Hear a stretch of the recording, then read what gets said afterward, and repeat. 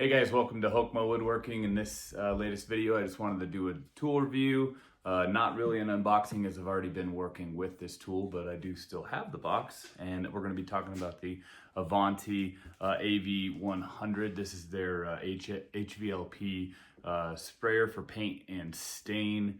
It's a 48 ounce cup, 1.5 quart cup, depending which way you're measuring, but otherwise I've been using it on a few projects, not with paint so far. For myself, I've been using stain, and I have been working with an oil-based polyurethane that I've also been cutting down with mineral spirits, but otherwise I just wanted to do a quick review on it.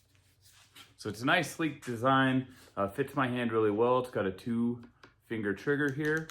You kind of slightly pull and it'll kick it on, and when you pull deeper is when it'll actually start throwing the material. It's got this spinner here for adjusting how much material you want to come out how quickly.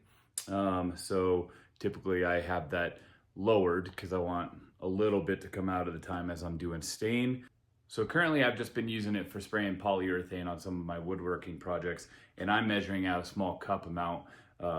And I definitely need to make sure that that sprayer, that straw, is pointing towards the bottom of the cup in this angle to make sure that it's grabbing that project. If you guys are doing some sort of a paint job, you're gonna have this thing probably filled up according to their specifications. This 48 ounce cup would equal roughly about 40 feet of fence.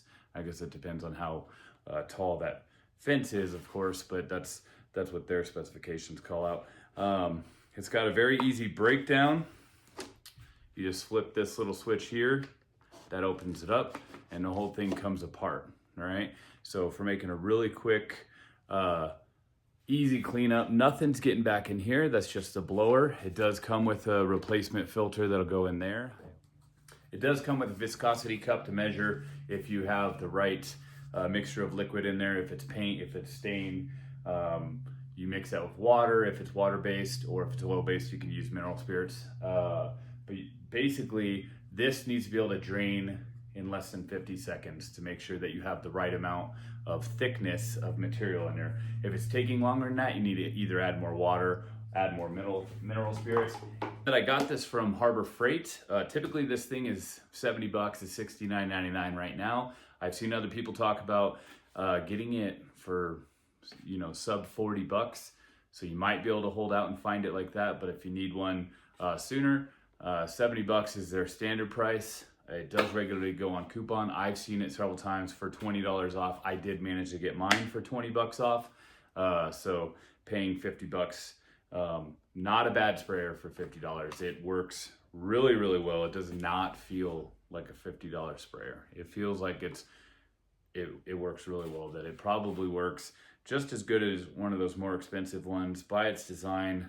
I don't know what all goes into the motor. That would probably be the weak point, and what is comparable on some of those higher end sprayers. That's probably what sets it apart, right? But I would think for the amount of money, even if you had to replace this thing in a couple years or a year, for the size jobs that you're using it for, I expect this is going to last me several years. Because again, I'm only spraying really small projects. So I'm not out there painting a fence or anything like that regularly. But even if you're using it for slightly bigger jobs and you had to replace it every couple years, 50 bucks, probably not that bad. But I can't speak to exact longevity on it because I haven't had it that long, but it is working really well for me thus far. As far as cleaning goes, I am spraying an oil-based right now is what I've been using. So I run mineral spirits through it to break all that down, to clear all that out. And then I'll go and microwave some water. I'll fill this whole thing up with, 4 to 6 cups of hot water, and I'll run that completely through. Just go outside in a back area and spray that completely through until everything's run through. I'll pull it all apart. You can even put these parts in the cup itself and let them soak in some mineral spirits or hot water or whatever you want to do there. But definitely running hot water through it, I think, is a good practice for cleaning it up afterwards. That's not so easy maybe out on a job site or something, but This is more of a home project sprayer, and so if that's what you're using it for, most likely you have access to a microwave to get some of that hot water. But that just helps loosen all that stuff out and clear it straight out and let the motor do its job and spray it all out. But yeah, otherwise you pull it all apart, let it dry, and then put it back together and you're ready for your next job.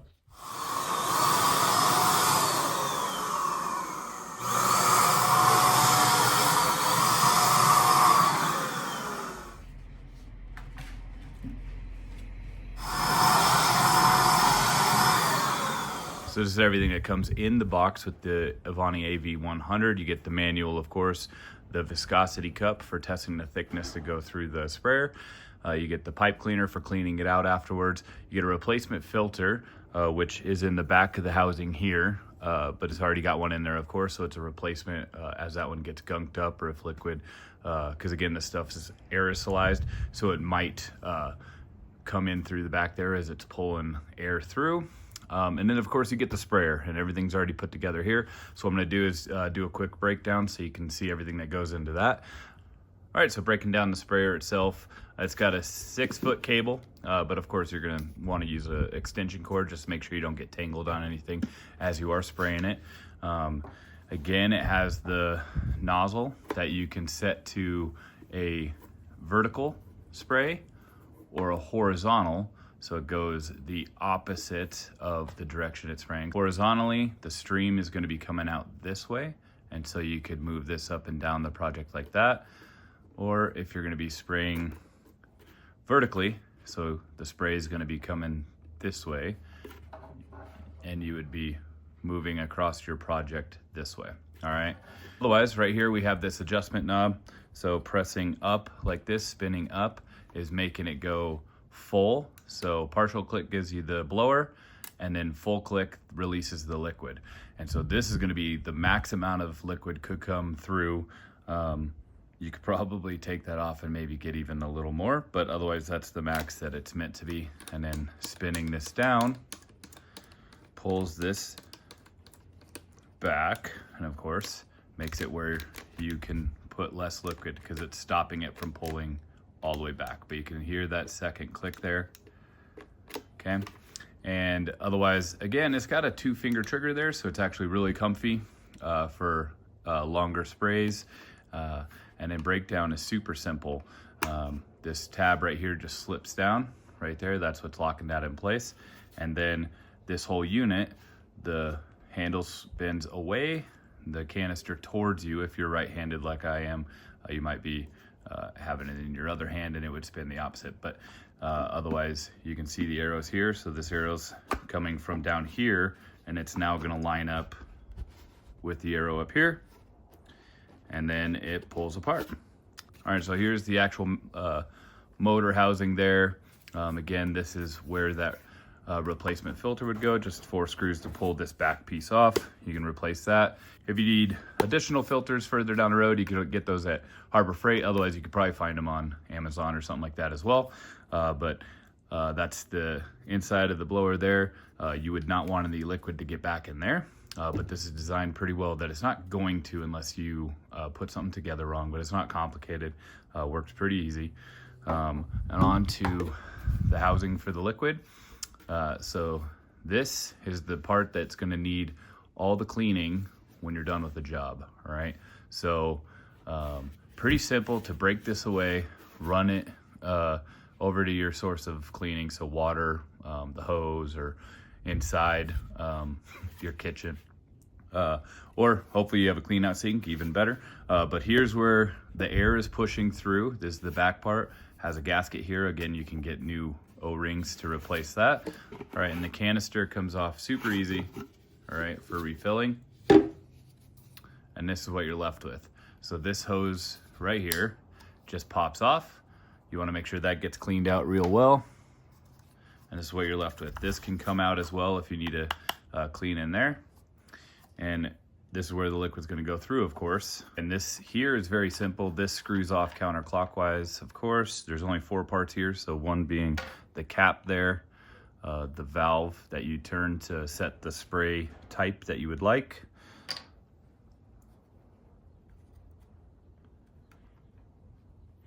You got this piece here, and then this one that sits over the sprayer. This is where the liquid actually comes out. This is what forces it down into this little hole here, all right? And so that white notch, if you can see that in there, is just this piece back here, and that's the actual part that you're controlling. So when you're pulling the trigger, that's the part that's getting pulled back, all right? And so this is where the bulk of your cleanup's gonna be. You wanna make sure that you're getting in there, cleaning that out with that pipe cleaner. This is, the liquid's gonna come up through the straw at the base here, and it's gonna come straight through this hole. So as long as you have everything connected really well, no liquid should be going back towards the blower. So you just wanna make sure you secure everything in place correctly when you're putting it back together. Everything is smooth, and that's by design, so that the liquid is easy to clean off and does not stick to any surfaces in there. And that's it. So again, super simple. It's got 4 parts that go on the inside here. This is as far as you need to break it down to clean it out. Depending on what you're blowing through it, depends on how you want to clean it. So again, I've been using oil-based polyurethane, so I would want to use mineral spirits or something of the such to clean that up. Again, I run that through it. It does have a warning not to spray anything flammable through it, as you know, at that point you're making something that could become a fire hazard. So just be conscious of whatever you're putting through it, following the manufacturer's recommendations in that manual. All right, putting it back together is very simple. You just start with this piece, you put it back on there, that's the nozzle. You put it basically like a cross, up and down, left to right. If you line that up, then this piece is gonna sit on there correctly. You might have to fiddle with that one otherwise, but if you're putting it up and down, that is the correct format and it will fit correctly. As you can see, it's tapered. It's got some teeth that go into the, down into it, and otherwise that's how it's supposed to sit. You just set this cap back on here. It does not stick to anything yet until you start screwing the actual cap back on. Once you do that, then this is set, and you can loosen or tighten based on where you're setting this. So move this around until you're at the setting that you want it, and then you can tighten it down further, okay? So there you go. And you don't have to be super tight with that, but you definitely wanna make sure that everything here is in place and secure, so no liquids sneaking out or pressing out, and especially not being able to come back down through this channel here. And I think I forgot to say it in the first part, but if you're, for spraying, again, up and down like this is gonna give you a horizontal line. Side to side like that is giving you a vertical. And if you do diagonal like that, you're gonna get a cone. So the full open, basically. And all of that information is in the manual, of course, but this sprayer is super simple. Again, I've been using it for the polyurethane that I'm putting on furniture. It's worked really well for me thus far. And again, if you keep it clean, if you take care of it, get it apart real quick after each job, it's gonna last you a long time. So again, putting it together, you line up these arrows here. As you can see, arrow, arrow, you press, turn, click. Super simple. Straw goes back on. And again, you want this straw to point towards the front because you're gonna be pointing it down towards a job. And so that means it's gonna be grabbing the liquid, you know how gravity works. It's gonna be grabbing that liquid from the front of the canister. So otherwise, you put your liquid in there, your paint, your spray, your stain, your clear coat, whatever it is that you're using, and that's it. These are the parts that are gonna get gunked up if not cleaned correctly. So especially this nozzle is receiving most of that liquid that's coming through there, so you wanna make sure you get that clean.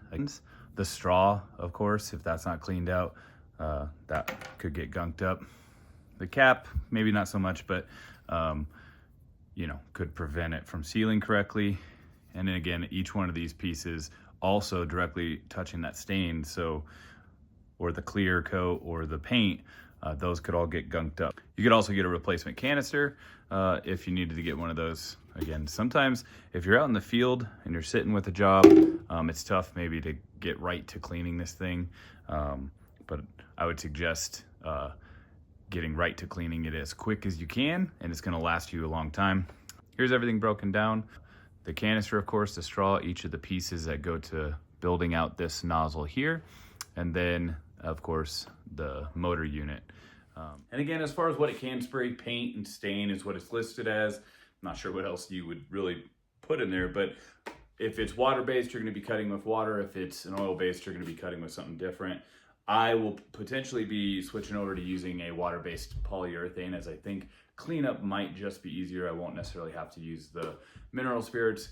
And if I'm using mineral spirits, as I have been to clean this thing out, the cost of oil-based versus water-based is about the same when you include the cost of the mineral spirits. So whatever you guys are running in this, paint, stain, whatever it is, just be aware of those dry times. I wouldn't let this thing sit for more than 20 minutes, 30 minutes at most before getting it cleaned out, or you're going to see some of that product really get stuck on there, especially something like a polyurethane, which you don't want. So have a plan, basically get your project sprayed, get this thing straight to breakdown. Again, it pulls apart really easy. You can pull this right off so you don't have to worry about this piece anymore. You can go run this thing straight through water or whatever you need to do there. Don't have to do anything with this side. You just run this thing straight to cleanup mode, break it down, get it all cleaned out. Again, you could just run some water through it really quick if you're in the middle of something, but I would not leave it just sitting there with material in it, as it is going to gunk up and you're probably not going to have good results in the future. If any of this does get gunked up, I would expect that the material that it's throwing is going to either start to build up or throw in clumps, or mess up the project that you're working on, especially for something like spraying stain, any type of furniture or anything like that, or if you're trying to get a nice clear finish, you're going to get some sort of buildup or bubbles or who knows what. So you just want to make sure you're keeping this clean. If you're taking care of it, I think it's going to last a long time. Again, I believe the build on this is really good. So I expect this is going to last me for many, many years. And again, as just a project home sprayer, I think it's really good value for the 50 bucks that I put into it. I would recommend it. I would buy it again. Say the thing burns out a year from now, I think 50 bucks is still good. This is not as intimidating to get started. It could be daunting if it's a more expensive piece of equipment, might hinder you from actually just getting started and doing your job, right? So